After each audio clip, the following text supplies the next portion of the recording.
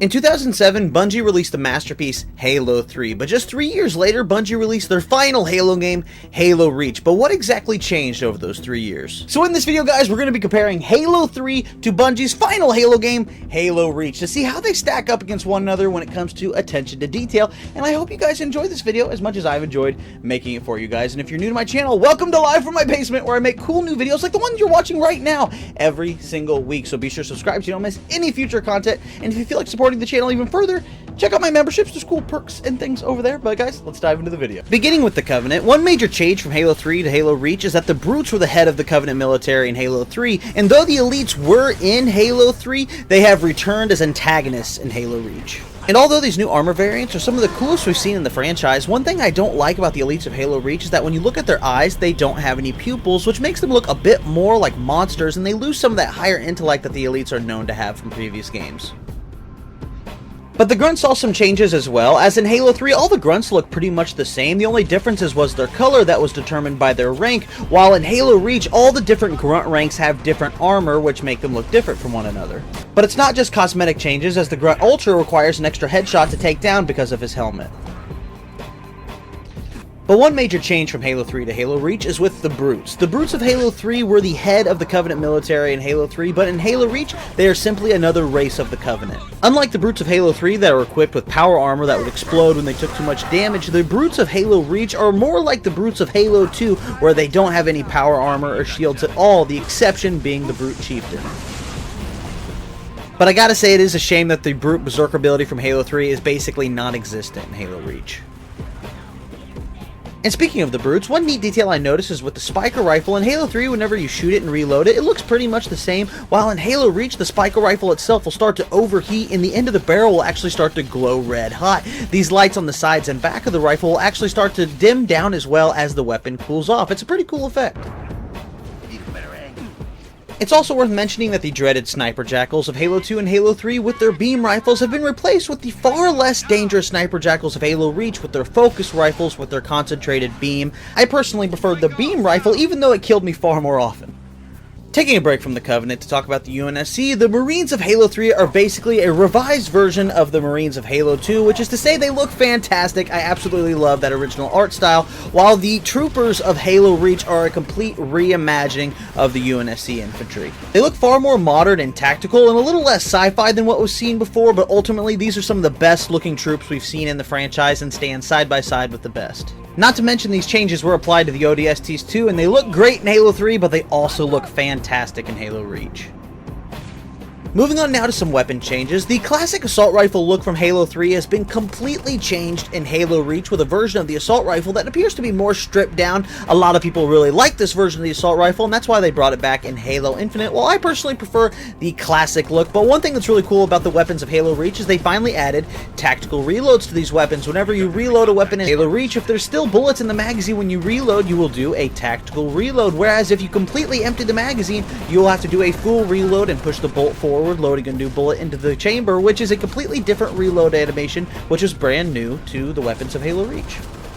But it wasn't just the assault rifle that saw changes, as the battle rifle, the UNSC precision weapon from Halo 2 and 3, saw a major overhaul in Reach with the DMR. With Halo Reach being a prequel, the DMR was to serve as a precursor to the battle rifle, though it stuck around for gameplay reasons. The DMR is single shot as opposed to the battle rifle's 3-shot burst and had crazy ridicule bloom which angered legacy players. But it wasn't just the UNSC weapons that saw changes, as the Covenant did as well, starting with the plasma rifle, which appears both in Halo 3 and Halo Reach. But one thing that I find interesting is that they added the plasma repeater to Halo Reach, which serves as more of an assault rifle variant of the Covenant plasma rifle. But it wasn't just the plasma rifle that saw changes, as the Covenant precision weapon, the Covenant Carbine, saw changes as well, as it was completely replaced in Halo Reach by the Covenant Needle Rifle, which serves the same role as the Covenant Carbine, though it has the added ability to super combine unshielded enemies when shot 3 times. But it wasn't just Covenant weapons that saw changes, but some classic vehicles as well, like the Covenant Banshee with its classic Banshee design that we saw throughout the entire Halo trilogy, seeing a complete rework in Halo Reach with this new Banshee with its split wing design. And though this is supposed to be like the precursor to the Banshee that we saw in the Halo trilogy, I kind of wish we didn't see it in future Halo games.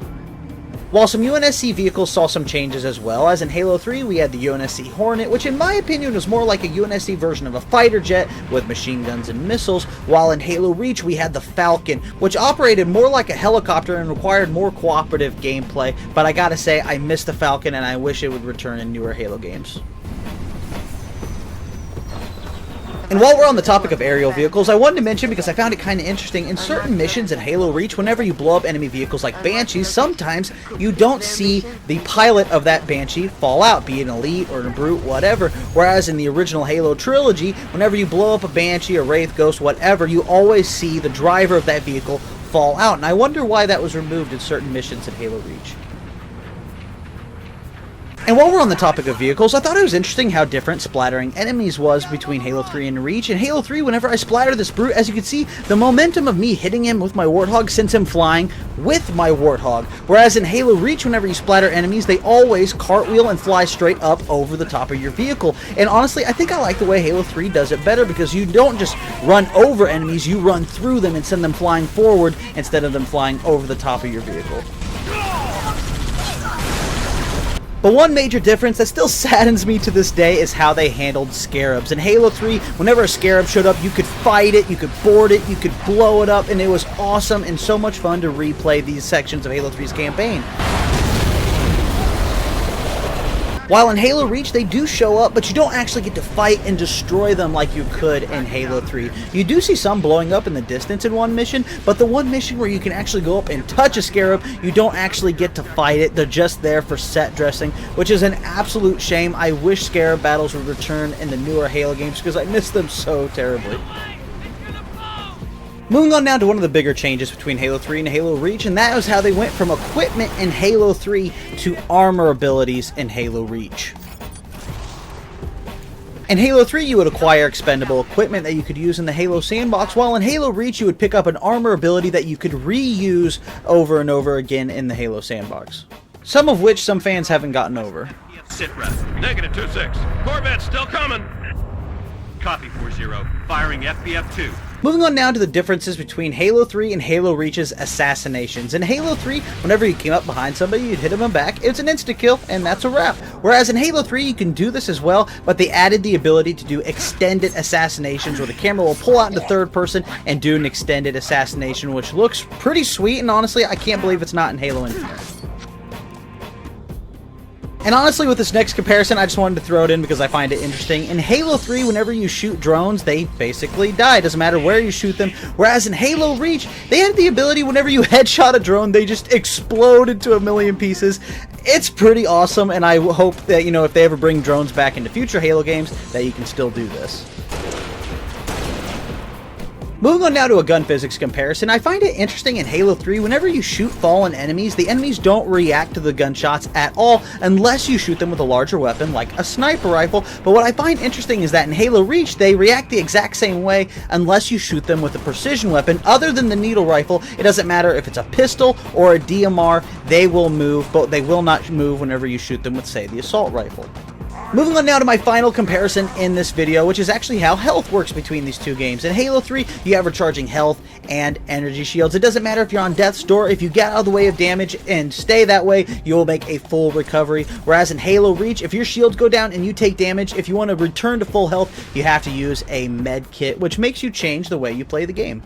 So guys, you made it to the end. This has been my direct comparison of Halo 3 versus Halo Reach. And guys, when it honestly comes to which of these games is better, that wasn't the point of this video. I adore both of these games. Halo 3 is an absolute masterpiece, and Halo Reach is like the perfect end cap for the Bungie era of Halo games. And like I said, I adore both of these games. I replay them all the time, and I hope you guys enjoy them as well. But guys, that's all I have for this video. If you did like the video, be sure to drop a like on it because it helps the little video reach new fans, and that's always a good thing. And if you haven't already, subscribe to Live from My Basement so you get notified whenever I upload new videos like this one. And if you like this one, then you'll probably like the next one as well. But guys, that's all I have for this video, and I'll catch you guys on the next one. See ya.